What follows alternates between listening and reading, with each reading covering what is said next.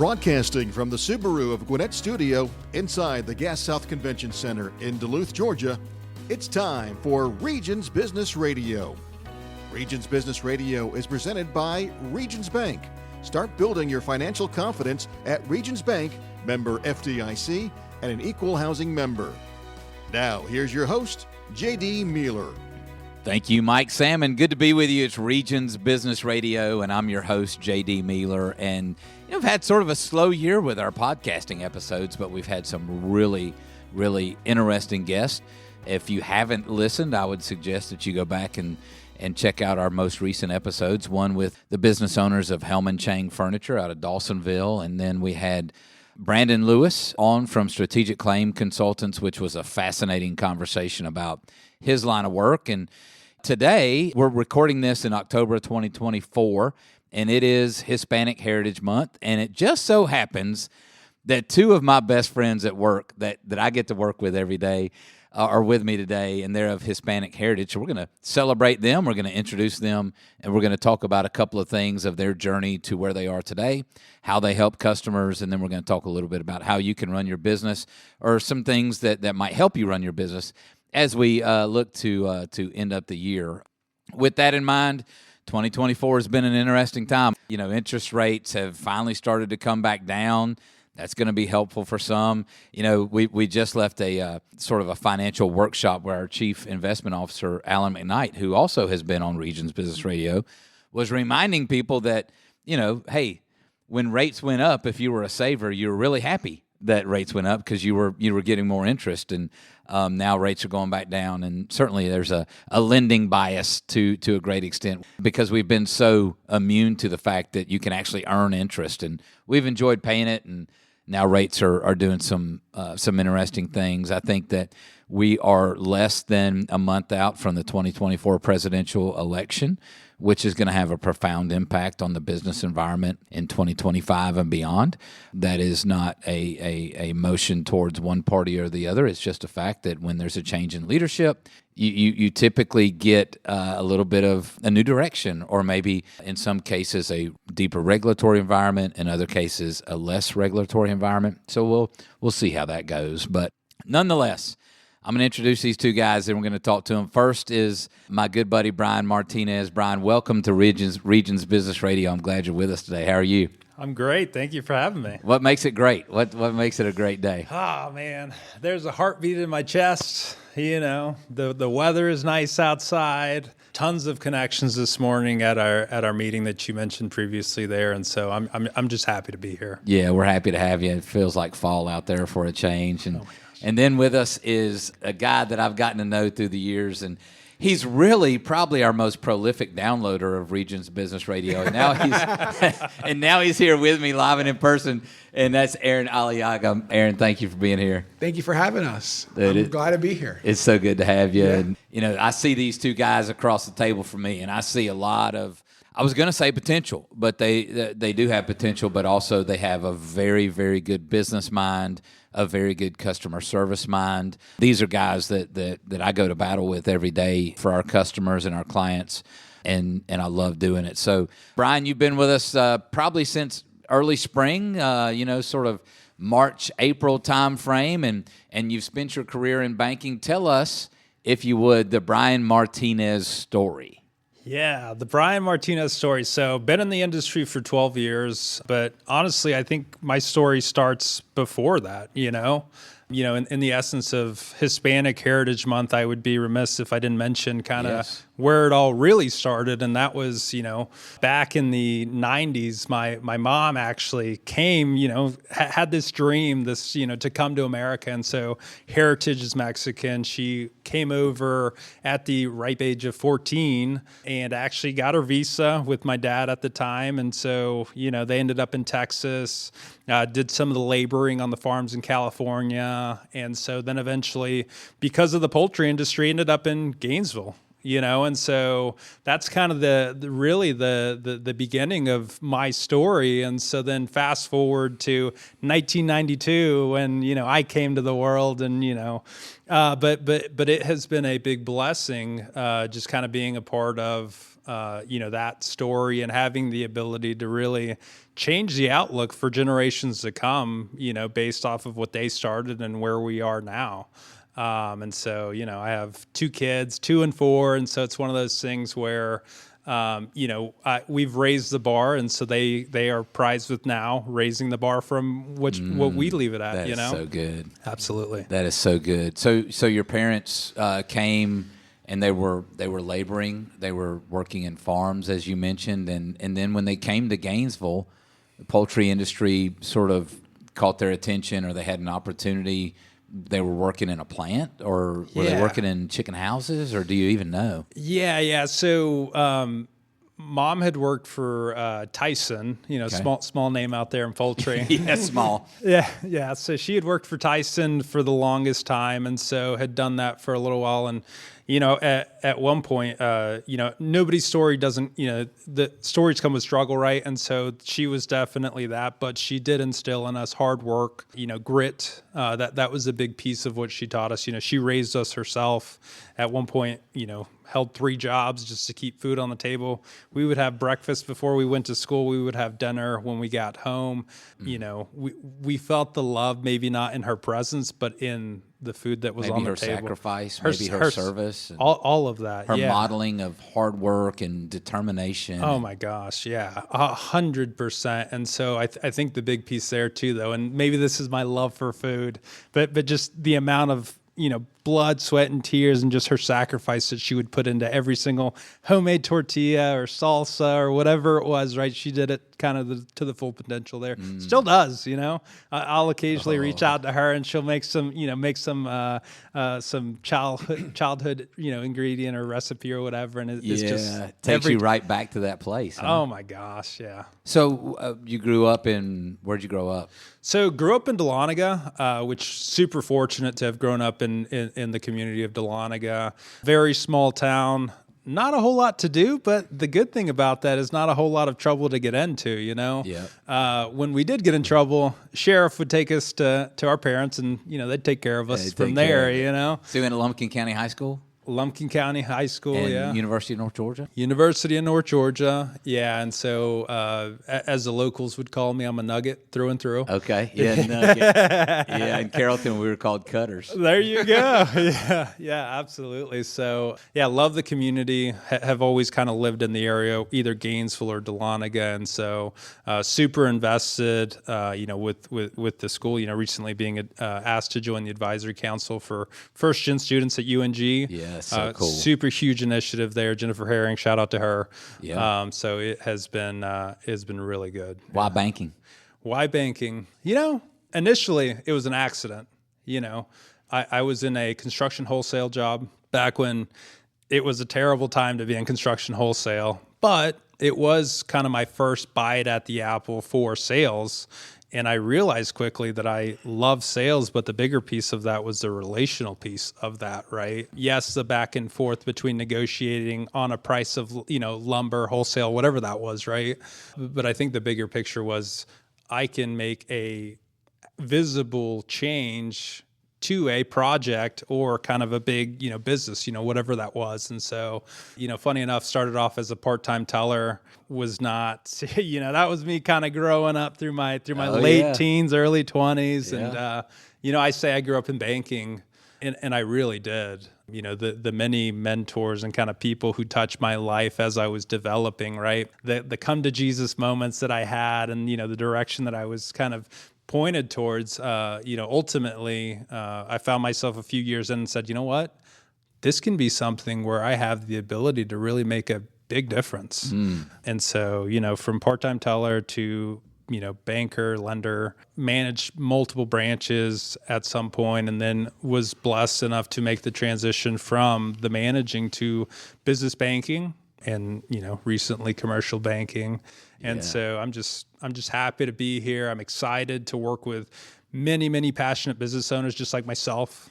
I just love it. Yeah. I just love it. Yeah, that's awesome. What a great story. We'll dig back into that a little bit. Let's turn our attention to Aaron Aliaga. How are you gonna top that? Tell us the Aaron Aliaga story. I think it's like an origin story, right? Where do we begin? So, like Brian said, I started banking in 2007. What a great time to get into banking. Absolutely, right? Yeah. Right after college, didn't really know what I wanted to do. This bank, the first bank I started off, is no longer around, failed in the financial crisis. Thought I wanted to be a manager, spent my first 7 years on retail and then moved over to the business banking commercial. I've had a lot of people throughout my career invest in me, right? See some hustle, see some effort.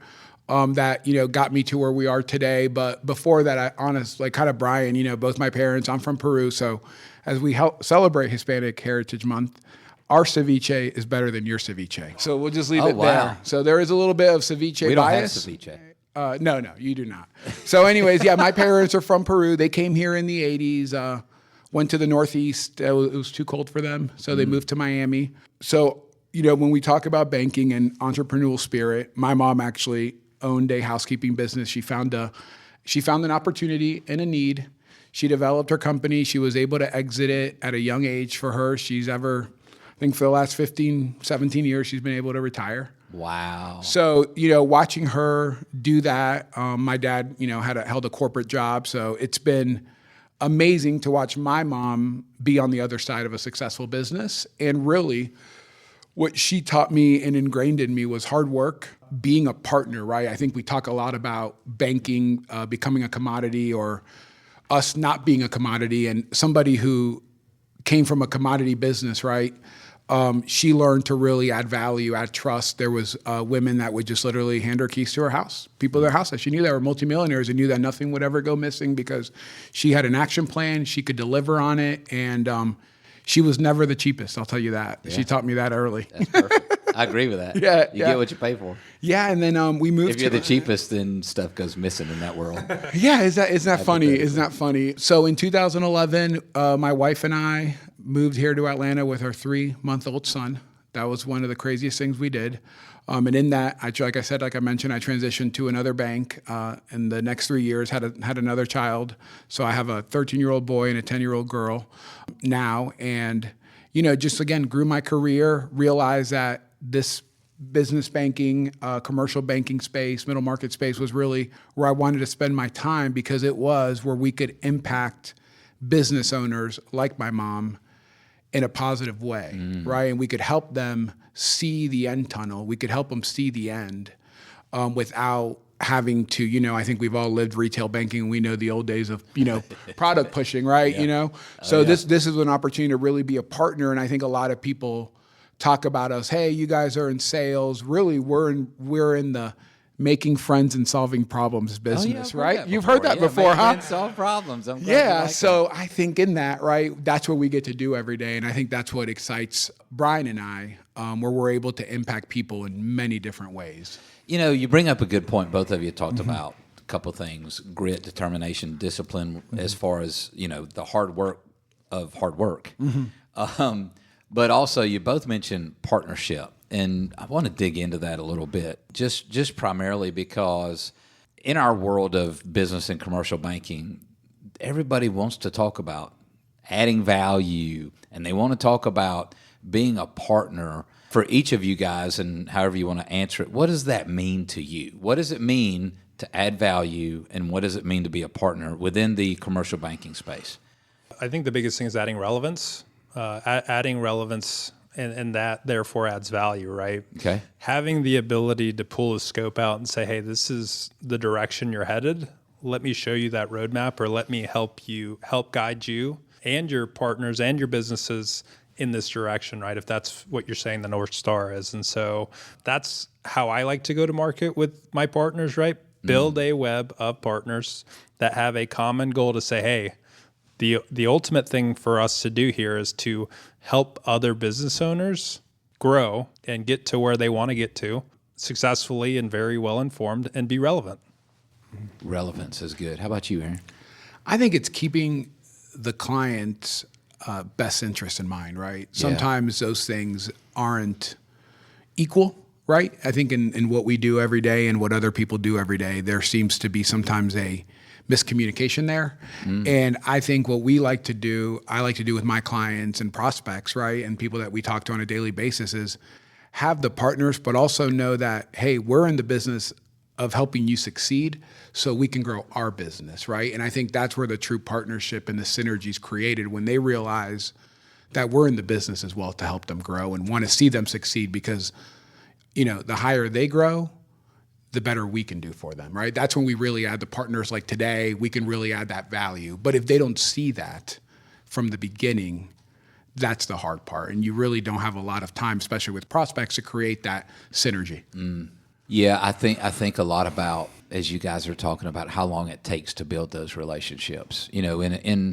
In a culture that is so sort of a microwave culture where you want it and you want it now. Oh, yeah. How hard it is to build a lasting and meaningful relationship of any kind, personal or professional, in a time frame where that is quick enough. You get what I'm saying? Yeah, absolutely. Yeah. Do you want relationships that are a mile wide and an inch deep, or do you want relationships? This is a question: an inch wide and a mile deep. Definitely a mile deep. Yeah. And like Aaron was saying, yes, we want to do what's in the best interest of the client, of course, 100% always at the top, right? Sometimes what's in the best interest of the client is for us to say no. Yeah. Or not right now, right?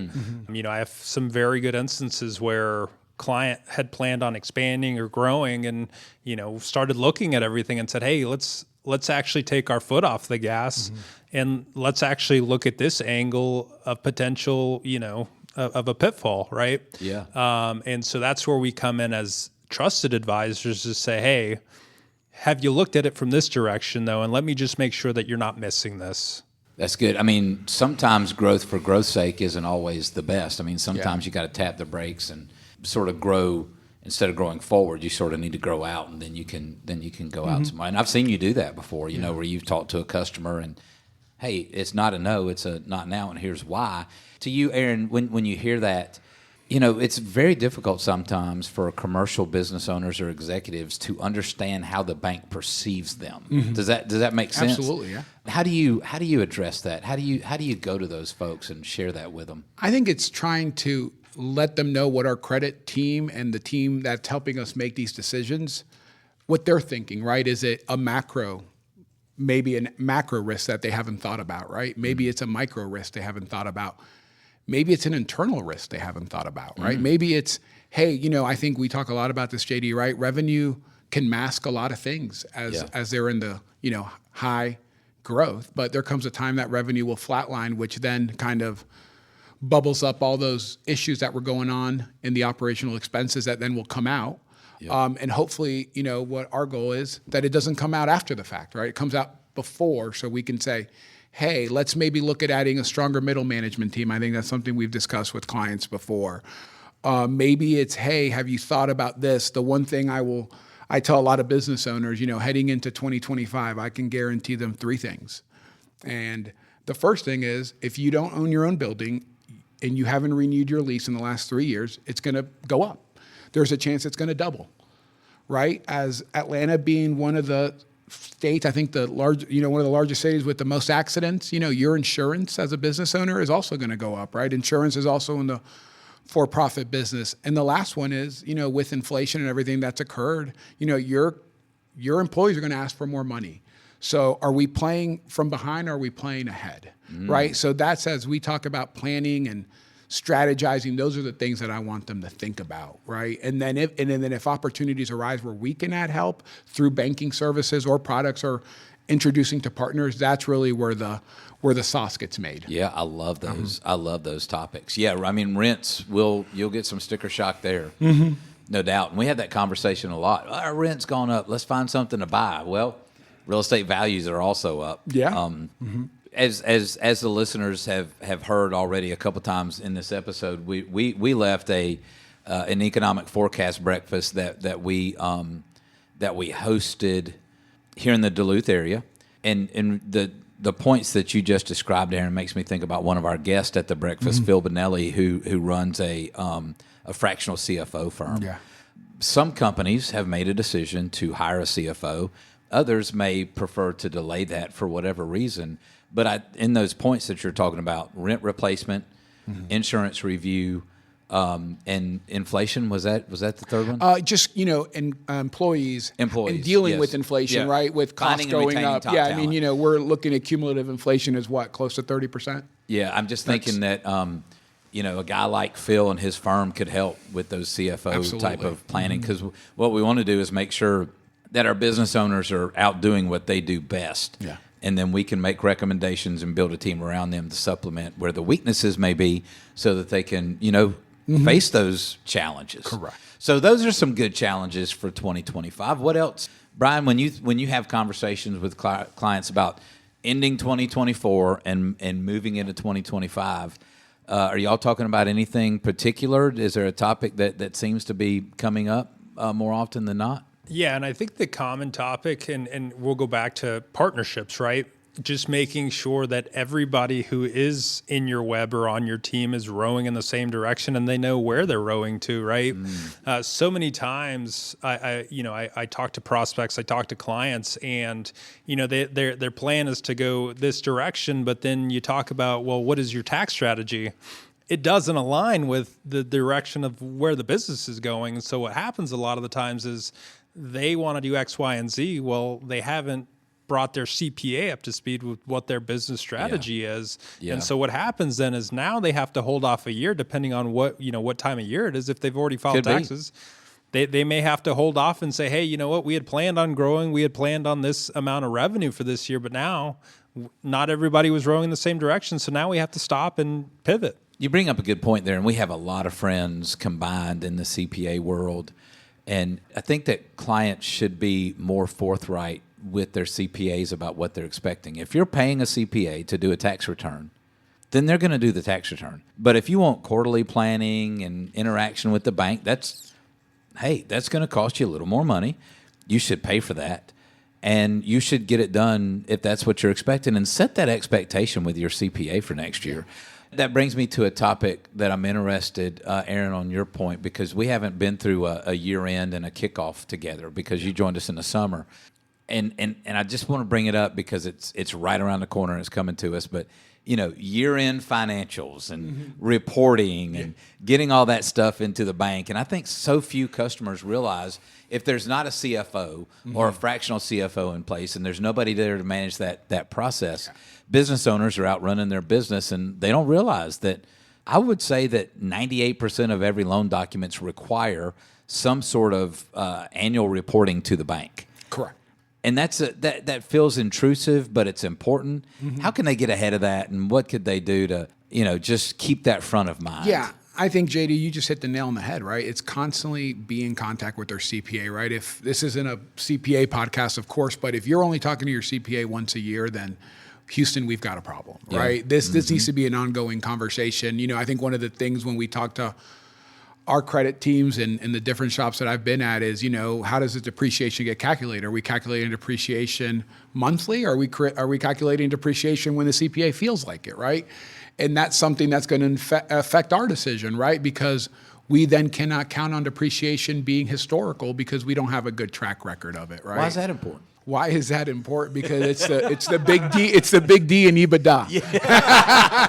Yeah, it is. Yeah, it's very important. But, yeah. If you're not managing it and reporting it, and understanding and then understanding your depreciation strategy, right? So it goes back again, JD, where we continue to talk about is, we are here to make friends and solve problems, right? We don't have an arm of a CPA here at Regions, but it's making sure that as they're growing, and back to what Brian mentioned, right, was, I think when Brian was talking about, planning and all that, a lot of the clients and prospects that I'm speaking to, right, everybody knows a friend that their company has sold for 10 times EBITDA. Yeah. And, everybody knows that and everybody wants that, right? But that's not the truth, right? Every company's in a different stage.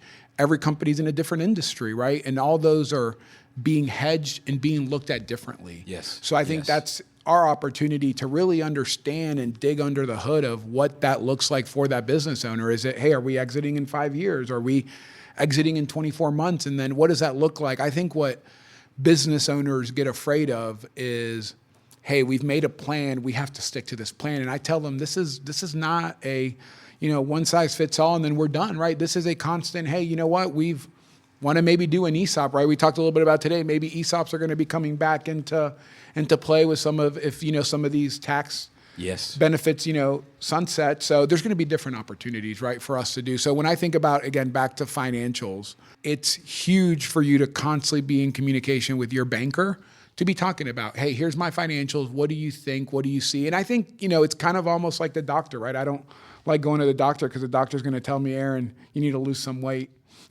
Every time, right? Hey, every year I get the same conversation, right? But we've got to make those steps to really have that partnership with our clients. And I think that's where you talk about separates us from our peers and separates us from, other folks in market. Yeah. And you guys understand the financials. I mean, I know that sounds crazy. There's some bankers that don't.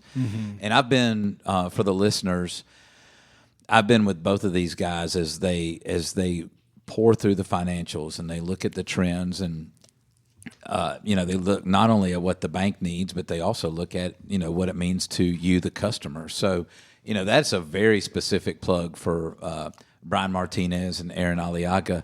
They're not going to just take your information and throw it over the wall, hope that credit says yes. These guys are going to understand your business through the lens of that financial analysis, and then we're going to build a couple other things around it. I'm obligated to talk to you guys a little bit about fraud, combating fraud. We've probably talked about financial fraud on this podcast more than anything. Yeah. We've probably said fraud more times than we've said Regions Business Radio. But Brian, talk about fraud for a second. How do clients combat fraud? What are some simple things that they can think through to make sure we're keeping the bad guys at bay in regards to financial fraud? Yeah. I think the overarching message from tax strategy to fraud prevention, all of it is a proactive approach as opposed to a reactive approach. That's so good. And so a lot of the times we have clients who come to us and they're throwing up a red flag like, hey, I just had $100,000 loss or whatever it is, right? And at that point, It's too late. It's a little late, and it's going to take some investigating. Hopefully there's an opportunity there to recover. But just like you said, the doctor tells you, hey, you need to lose some weight, right? But if we could have approached that from, hey, let's make sure that your nutrition, that, all your hydration is all dialed in, then what happens is you go to the doctor and the doctor says, man, you're healthy as an ox. You don't have to worry about the afterthought of, now let me try to set all these things in place when it's a fire drill. Yeah, well, I love the analogy. I mean, if it's not if, it's when fraud is going to occur. 100%. And it's not if, it's when you're going to get old and unhealthy like me. So you might as well, just combat it. Be ready up front. The bad guys are always coming after accounts and stuff like that.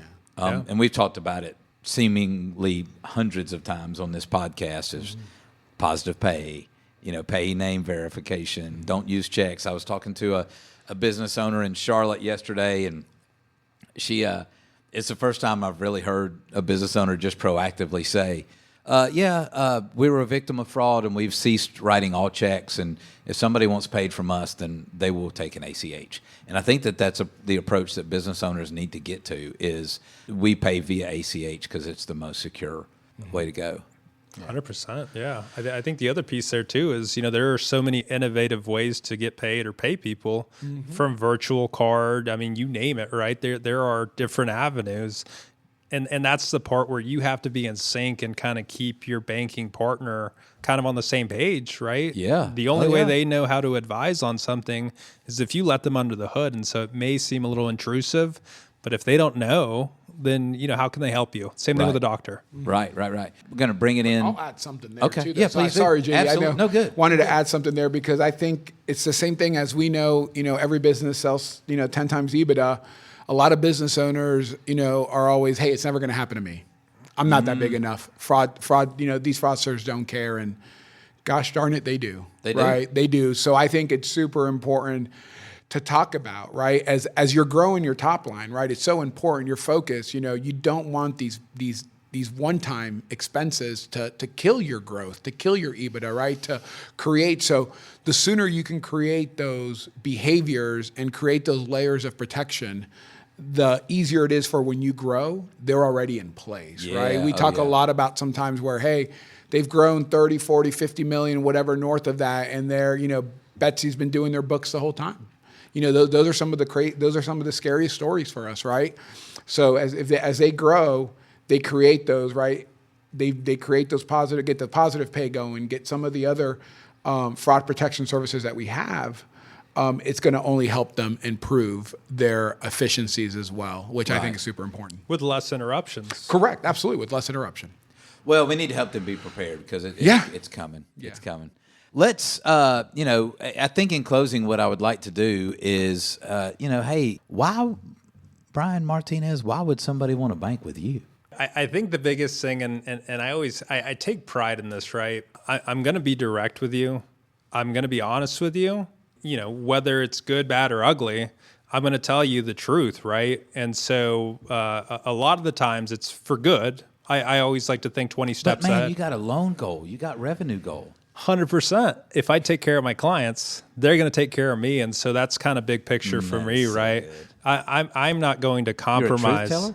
1,000%. Yeah, 1,000%. I can stand on that. I go to bed, have 2 nice pillows. I don't even have to worry about it. So that's who I am. I stand on my integrity. I will tell you if your baby's ugly, I'm going to tell you your baby's ugly. And then we'll go from there. That was a great Seinfeld episode. You guys are probably too young to have watched Seinfeld. You know what that is? No, what is it? No, I'm just kidding, of course. Well, there's an ugly baby episode on there. Must have been before my time. I don't know. You know who Jerry Seinfeld is? Or Yeah, I know him. Come on. But Brian Martinez, your point, and I love that about you. And I think that people see that. Your authenticity, which is one of my favorite words in banking, life, personal, journey, is you're authentic. And it's not so much that you thrive on the proverbial your baby's ugly. It is, I want to tell you the truth so you can get better. 100%. And you know what? Because that's who you are, people trust you. They want your input. They want to be a part of what you're doing, and you can't replicate that. And that's why I so love having you on our team. And somebody's listening. If you're driving down the road today and you're listening to this and you're like, I don't really trust this guy, this gal I'm over here with, call Brian Martinez. You can trust him. I love that. I love that, Brian. Thank you so much for saying it. So turn over here to our Peruvian buddy. Oh, man. Why in the world would anybody want to bank with Aaron Aliaga? First of all, I would say I'm glad we're on a podcast because I definitely have the radio face. So there's that. But no, I think as I've listen to Brian, I think there's a lot of it about being a truth teller, but also they need an advocate for their business, right? Okay. I think they need someone to advocate for their company, either via credit needs, either via growth needs, either via whatever their strategy is. They need an advocate for that strategy and somebody maybe to even hold them accountable to that strategy, right?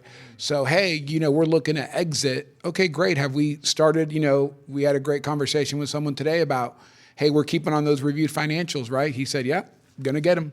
Doesn't need them, but he's going to do it because he understands what his long-term objective is. So I think it's being really an advocate for the business that the individual owns. And I love that term too. An advocate can only be helpful if they have experience in the realm of which they're advocating. You get what I'm saying? Yeah, absolutely. And that's what you bring to the table is you've seen businesses through various stages of growth, exit, whatever it may be, and some really large transactions that you've been a part of, even here in Gwinnett County. Yeah, absolutely.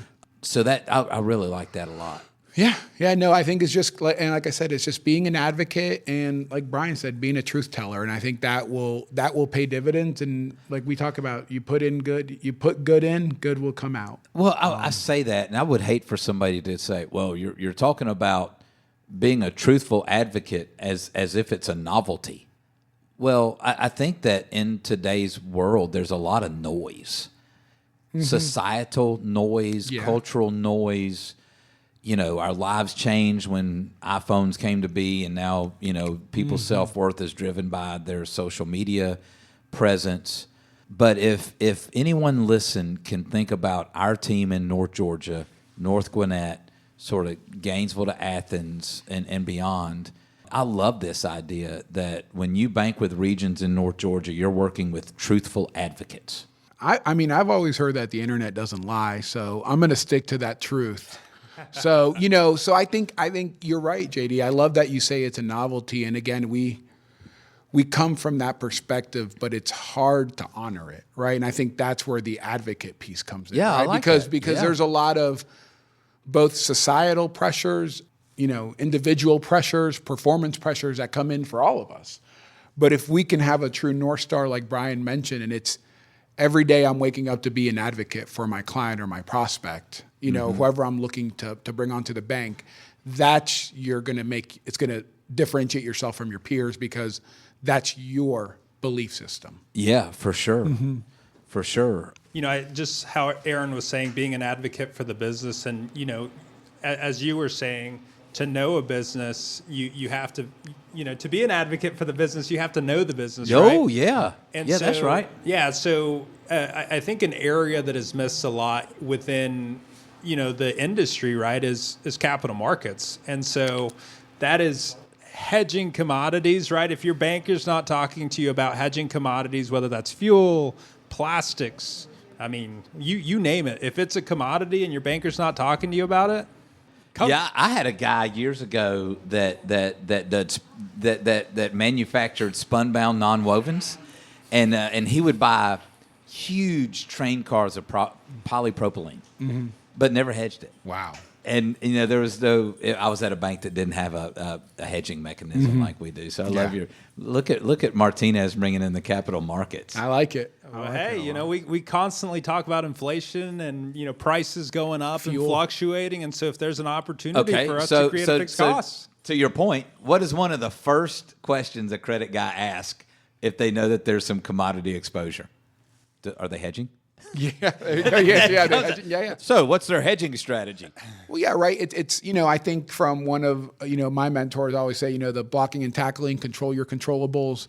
As a business owner continues to grow, that's something important that they need to be thinking about. Right? Is how do I control my controllables? Yeah. Because at the end of the day, they can't control everything. Right? They can't control some of these the industry they're in. They can fuel, but they can start preparing for that, right? And you can control the port strike last correct. week. Yeah, that's exactly golly, rightfully so, the anxiety around what that was going to do to the supply chain, right. and every day the hurricane that's on the way. All of it. So with that, I love where we landed, guys, because I do see you both not only as wonderful friends in the business that I enjoy doing life with every day, but we sort of settled in on an identity of who we are that I didn't expect to today, which is truthful advocacy for our clients. Yeah. And we don't take that lightly. We're not saying everybody else lies. Yeah, no. We're just making a commitment that you will get the truth from us. You will also get a commitment that we will advocate for you across something that Aaron does really well is he gets everybody involved with every one of his deals. The socialization of your opportunities within the bank helps to grow credibility. It helps to grow opportunity. And people see things in a way, I can help you with that. I can help you with that. Yeah. So that truthful advocacy, if that's what we're known for with you guys out there pounding the pavement, then I'm all about it.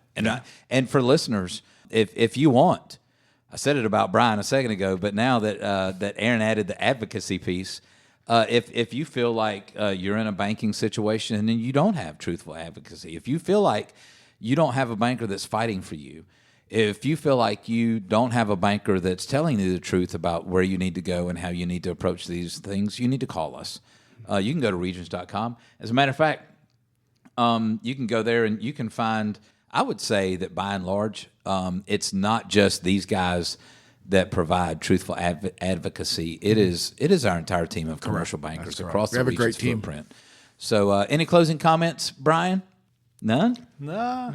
I never see Brian at a loss for words. Yeah, He's always got I'm something. at a loss for words. Okay, Yeah, I feel like we covered it. Yeah. It's a pleasure to see you work in your craft. I just love hearing it across the hallway and the energy and enthusiasm that you have. And I know the clients appreciate it as well. So, Brian, thank you for what you do. It's awesome. Yeah, 100%. And maybe I will add a little bit, I am a huge advocate on our prospects or potential clients don't know what they don't know, right? And so if you've received an email or a voicemail from Brian Martinez, you're missing out. If you're not calling me back, you're missing out. We're not going to say names, but we're looking at you. You're missing out. Yeah, if you're listening to this, you're missing out. You need to send this to him. You should. Absolutely. Send them that podcast. Send that link. How about you? In closing. I think super excited to be here. Excited to impact Gwinnett, the Northeast market in a positive light, in a positive way, and, looking to take names and, take market share, really. Yeah. So, and really, like we talked about, just being an advocate for both our clients and then the people that we meet through our COIs or anybody else, that we're gonna tell them the truth, and that's gonna be well received in the market. It is. It always is. And, you don't always start with the end in mind when we do one of these podcasts, but I love where we ended up. If that's who we are, then that's who I want to celebrate, and I celebrate you two guys. I celebrate, by the way, the amazing journey that you've had to get here, the testimonies of your moms and the hard work that they modeled for you. And now I see it in you. I see you there early and staying late. Not that I'm requiring that of you, but you have a goal that you're working towards, and those things. I'm a father of 4, as you know, and I think the majority of what our kids learn is caught and not taught. Ooh. And you caught that work ethic from your moms. Yeah. I just think that's so interesting, and I know they're proud of you because of what you've accomplished maybe in your career. But knowing the men that you are, I would say that they're also proud of you as fathers and husbands. Thank you. And I would add for the moms, if they listen, is you've raised some good boys that are really good friends too. Yeah. But I appreciate you giving honor to your heritage today. I think it's a really cool story, but it's more than a story. It's your life experience. And you draw on that. You want to make mom and dad proud. You want to make your clients proud. It's so interesting because neither of you guys were given anything. You had to work for it. And the skills that you've honed and the reputations that you've built are above reproach. And we are so glad to have those reputations, your effort, and your truthful advocacy at Regions Bank. So with that said, folks, you've been listening to Regions Business Radio. Our guests today were Aaron Aliaga and Brian Martinez, two of the greatest guys in banking you're going to find. So thank you for listening to Regions Business Radio. Is it me, or was that the ugliest baby you have ever seen?